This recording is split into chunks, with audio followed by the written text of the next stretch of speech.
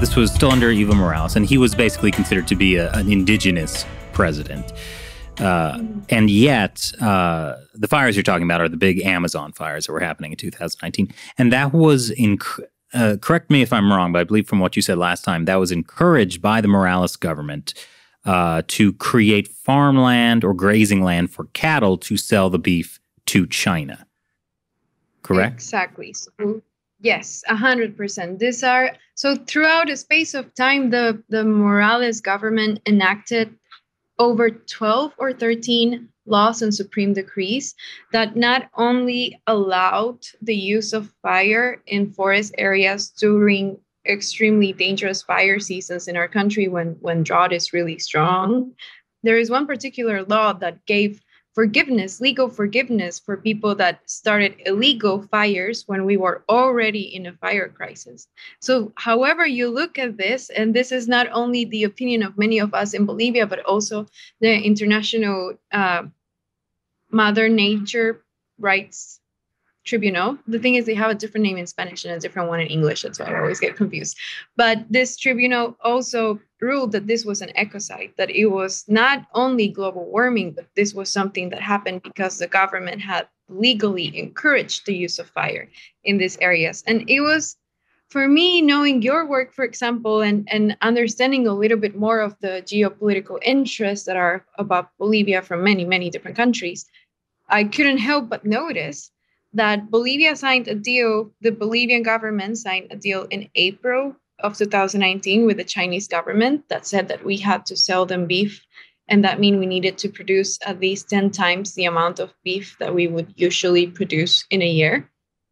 And then suddenly that same year is when, in July 9th, Supreme Decree 3973 was approved, which gave permission to use fire in forest areas in different parts of the country, especially Beni, a part of northern East Bolivia. And then immediately after, we had this enormous crisis, which wiped out forests in the millions of hectares. I think we lost over 6 million hectares to fires that year in the Chiquitano forest region. And if you think about it, this is a very, very cheap way to expand area for agro-cattle business. And at the same time that this huge crisis was happening, it's estimated that at least 2 million animals died during this crisis. And I should also mention 5 firefighters. One of them was the younger brother of a member of our Standing Rivers team. The cattle ranchers and the people that would be benefited from the deal with China and exportation to China were actually asking the government not to annul these laws. So in the middle of the crisis and in the middle of all of this death. And as we speak today, there are fires in Bolivia again, also encouraged by these laws that the Bolivian government has not changed, despite the crisis that we have lived for 3 years now. And I think it's also important to highlight that even during the transitional government, which was ruled by a party that in theory is opposite to Evo Morales, the deal with China was not suspended, and the laws that allowed the fires were also not suspended. So you can see that there is a bigger geopolitical alliance there that goes even beyond parties in Bolivia. I love when presidents issue supreme decrees. Just reeks of democracy. This is insane because it's like there's an indigenous president who gets elected with the promise to help the indigenous people, but signs a deal with China, which makes him then start burning huge amounts of the Amazon in order to sell beef to China. And then the fires get out of control. He blames it on global warming. And then even when he gets, ousted, he then, is replaced by someone from the same party who's going to continue those exact same policies. It's like exactly. It's like it makes total sense, Matt. I don't understand your problem. Look, they're supposed to protect indigenous people. Bolivia has been a part of China since ancient times. Therefore, by protecting the interests of the Chinese Communist Party, they're protecting the indigenous people. Simple. Okay. You know what? I see your logic. Something extremely interesting to me is that we have lost almost the same amount of forests to the fires as Brazil. Yet no one talks about Bolivia. It's really annoying because even when we needed support from the international community because the government did not want to declare national emergency, And we needed them to declare national emergency, among other things, since the government was not supporting firefighter teams, which are voluntary people. They're not part of the state. We didn't have enough equipment for the firefighters.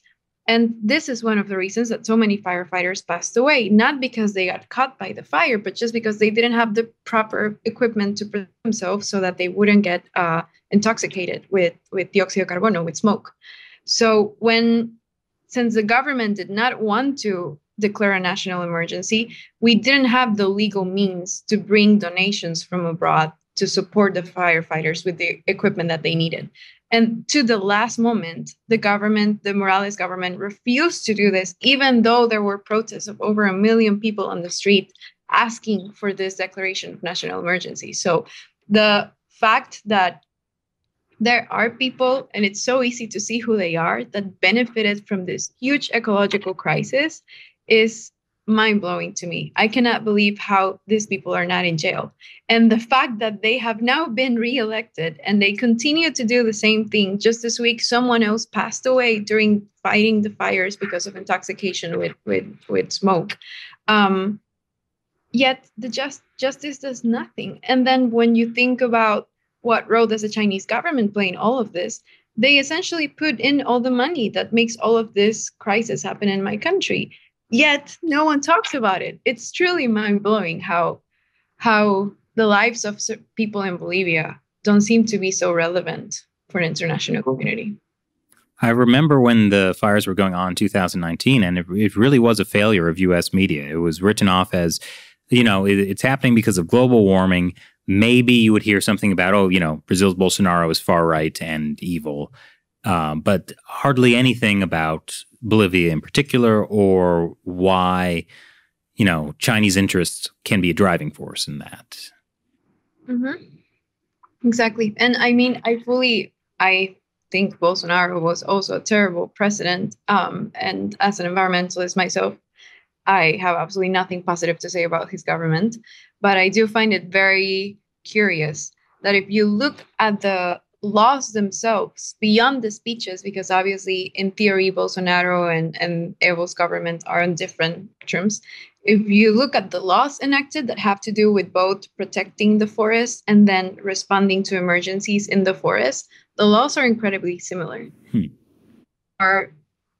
They don't allow you for, even if it got to a point where it was so annoying and desperate and such a desperate situation for us that it's not only about asking the government to do its job. It's like, okay, you're not going to do it. Let us organize ourselves to help our own people.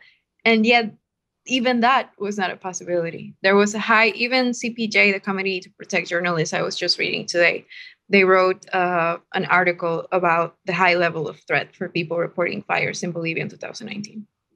It's interesting what you just said about the government not letting people organize themselves, because we just did the story about how in China, there have been massive floods. There's usually flooding every summer, but there have been massive floods in a couple provinces this year. And something that the Chinese government likes to do is that they release the flood waters in poorer rural areas to try to save the cities. And then these people who live in these villages or small towns, they're trying to prevent these floodwaters from killing all of their crops and animals. So they're building barricades. They're trying to keep the floodwaters back. And then the local government is actually fighting them. They're not allowing them to try to save their own land. And it just kind of what you said about what's happening in Bolivia just reminded me so much of that situation. Yeah. And this is not speculation. You have Evo himself saying that he asked for help from China to deal with the opposition in social media. But you can think of, these governments, they learn repression tactics from someone else, right? They can come up with everything. And I'm pretty sure that there's some sort of line there that is very easy to spot. I think they really try to take away our dignity as persons. They try to demoralize people so that we don't stand up to them anymore. But that is also a very naive, at least I can speak for Bolivians, way of thinking, because clearly we stood up to someone that wanted to overstay his time in power. And situations are different right now, but I think citizen empowerment that came with that is something that is not just going to fizzle away because the current government is trying to scare people into being silent.